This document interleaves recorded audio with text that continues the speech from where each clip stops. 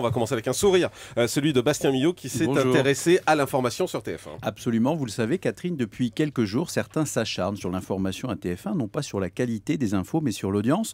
Le public continue de s'y fier, mais a tendance à se raréfier. On l'a vu lors des grands événements des mois passés, lors des mariages princiers, les drapeaux ne sont pas en berne, mais c'est plutôt devant France 2 et Stéphane Bern que les téléspectateurs hibernent. Idem lors de la récente cérémonie du 8 mai, Gilles Boulot a dû rendre les armes devant Marie Drucker. Un événement sans précédent, même s'il n'était pas son président. Espérons malgré tout que Boulot, en bon homme tronc, ne se laissera pas abattre.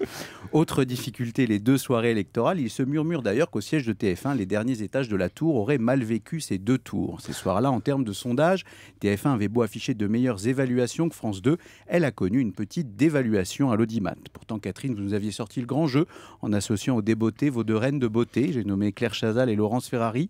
Malgré leur double tenue immaculée, chacune aurait pu s'exclamer « Pujadas m'a coulé ».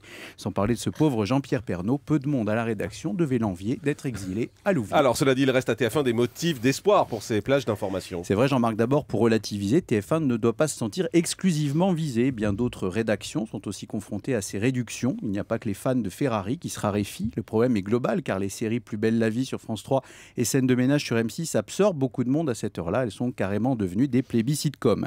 Autre motif de se réjouir, le 13h de Jean-Pierre Pernaut survole la concurrence. Dans le PAF niveau audience, il sème à la fois la terreur et le terroir, et auprès des Français, Pernaut est carrément devenu une sorte d'idole déjeunatoire. Autant dire qu'avec un tel carton sur la tranche, la concurrence fait la tronche. Bref, rien n'est complètement perdu pour TF1, qui a certes perdu des parts, mais peut prendre un nouveau départ.